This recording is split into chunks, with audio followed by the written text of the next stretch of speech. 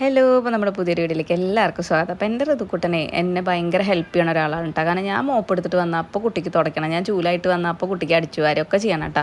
എങ്ങനെ ചോദിച്ചാലും തരില്ല. പിന്നെ അവൻ്റെ കളി അവന് മതിയായിട്ട് അവിടെ ഇട്ടിട്ട് പോകണം കേട്ടോ. എന്നാൽ മാത്രമാണ് എനിക്കിത് കംപ്ലീറ്റ് ചെയ്യാൻ പറ്റുള്ളൂ കേട്ടോ. അപ്പോൾ ഞാൻ അച്ഛൻ്റെ അടുത്ത് പറഞ്ഞ അച്ഛാ ഒന്ന് അവനായിട്ട് പുറത്തേക്ക് ഇറങ്ങും, എന്നാലേ എനിക്കിപ്പോൾ ഇത് തീർക്കാൻ പറ്റുള്ളൂ പറഞ്ഞു. അപ്പോൾ അച്ഛൻ കുറച്ച് നേരം പുറത്തേക്ക് ഇറങ്ങിയിട്ട് അപ്പോൾ അച്ഛൻ ഗേറ്റ് അടയ്ക്കാമെന്ന് അല്ലെങ്കിൽ പുറത്തേക്ക് ഓടിപ്പോയാലോ വിചാരിച്ചിട്ട് ഗേറ്റ് അടയ്ക്കാൻ നിന്നപ്പോൾ ആളടയ്ക്കാമെന്ന് പറഞ്ഞിട്ട് ഇങ്ങനെ അതിൻ്റെ മുകളിൽ പൊത്തിപ്പിടിച്ച് കളിക്കുകയാണ് കേട്ടോ. പിന്നെ എനിക്കിതൊക്കെ കഴിഞ്ഞിട്ട് ഇപ്പോൾ കടയിലേക്ക് ഒന്ന് പോകണം. കുറച്ച് നേരം കഴിഞ്ഞാൽ കടയിൽ നിന്ന് ചേച്ചി സ്റ്റാഫ് ലീവാണേ.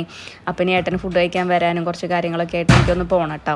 അപ്പോൾ ഞാൻ എൻ്റെ കൂളിയൊക്കെ കഴിഞ്ഞ് ഞാൻ പിന്നെ റെഡി ആയിട്ട് അപ്പോൾ അമ്മായിയുടെ മോനുണ്ട് അവിടെ, അപ്പോൾ ആളെ വിടാ ഏട്ടൻ എന്ന് പറഞ്ഞു കേട്ടോ. അപ്പോൾ ഞാൻ പിന്നെ പതുക്കെ ഇറങ്ങിട്ടോ. പിന്നെ മഴക്കാറുണ്ട്.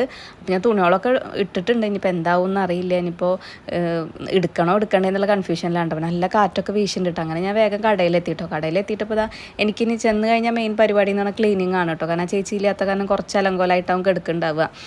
കുറച്ച് ക്ലീനിങ് കാര്യങ്ങളൊക്കെ ഉണ്ടായിരുന്നു കേട്ടോ. അപ്പോൾ അതൊക്കെ കഴിഞ്ഞു ഞാൻ കുറച്ച് നേരം റെസ്റ്റ് ചെയ്തു കേട്ടോ. പിന്നെ അവിടെ നിന്ന് കുറച്ച് നേരം കഴിഞ്ഞ് ഏട്ടൻ ഫുഡൊക്കെ കഴിച്ച് തിരിച്ച് വരുമ്പോഴേക്കും ഋതുക്കുട്ടൻ എനിട്ടുണ്ട് കേട്ടോ. ഞാൻ വീട്ടിലേക്ക് എത്തിയിട്ടോ. അപ്പോഴേക്കും ഏട്ടൻ വേഗം പോയിട്ട് വന്നു കേട്ടോ.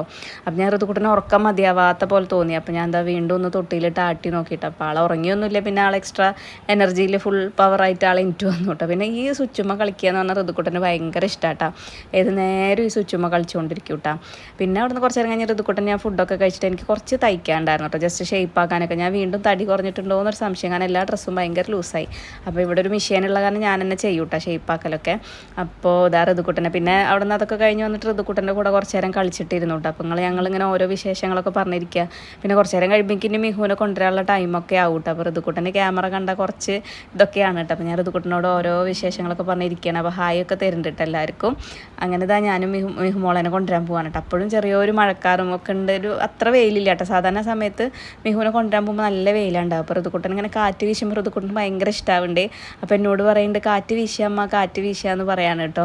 അങ്ങനെ ഇതാ മിഹുമോള് വന്നു കേട്ടോ. മിഹുമോളാണെങ്കിൽ ഇന്ന് കൊടയും ലഞ്ച് ബോക്സൊക്കെ ആക്കിയിട്ട് ബാഗും പിന്നെ റൈറ്റിംഗ് പാഡും ഒക്കെ ആയിട്ടാണ് പോയിക്കണം. ഞാൻ കുറേ പറഞ്ഞു അതൊന്നും വേണ്ട, കുടയൊന്നും കൈ പിടിക്കണ്ടെന്ന്. അപ്പോൾ അതൊന്നും കൂട്ടാക്കാതെ അതൊക്കെ ആയിട്ടാണ് പോയിട്ട് പിന്നെ മിഹുമോള് വന്ന് മിഹുമോളുടെ ഡ്രസ്സൊക്കെ മാറ്റി കൊടുത്ത് കുളിപ്പിക്കാനൊക്കെ വിട്ടു കേട്ടോ. പിന്നെ മിഹുമോള് വന്ന് എനിക്ക് വേഗം ബുക്കൊക്കെ നോക്കുക, എന്തൊക്കെ എടുത്ത് അതൊക്കെ നോക്കുക, അതൊക്കെയാണ് കേട്ടോ മെയിൻ പരിപാടി വന്നു കഴിഞ്ഞാൽ. അപ്പോൾ അതൊക്കെ ബാഗിലാക്കി സെറ്റാക്കി വെച്ച് ട്യൂഷന് വിടാളത്. പിന്നെ കുറച്ച് തുണികൾ മടക്കാണ്ടായിരുന്നു കേട്ടോ. അതൊക്കെ മടക്കി സെറ്റാക്കി വെച്ചു. പിന്നെ മിഹുമോളെ ട്യൂഷന് കൊണ്ടാക്കിയിട്ട് പിന്നെ ഞാൻ വേഗം കടയിലേക്ക് തന്നെ തിരിച്ചു പോട്ടെ. അങ്ങനെ ഇതാ മിഹുമോള് റെഡിയായി ട്യൂഷന് പോകാമെന്ന് പറയുമ്പോഴേക്കും ഋതുക്കുട്ടൻ വണ്ടിയുമ്പോൾ കയറിയിട്ട്. അപ്പോൾ ഋതുക്കുട്ടനൊന്നും കൊണ്ടുപോകണില്ല. അപ്പോൾ ഇന്നത്തെ വീഡിയോ ഇത്രയുള്ള ഇഷ്ടപ്പെട്ട എല്ലാവരും ഒന്ന് സപ്പോർട്ട് ചെയ്യണേ, സബ്സ്ക്രൈബ് ചെയ്യണേ.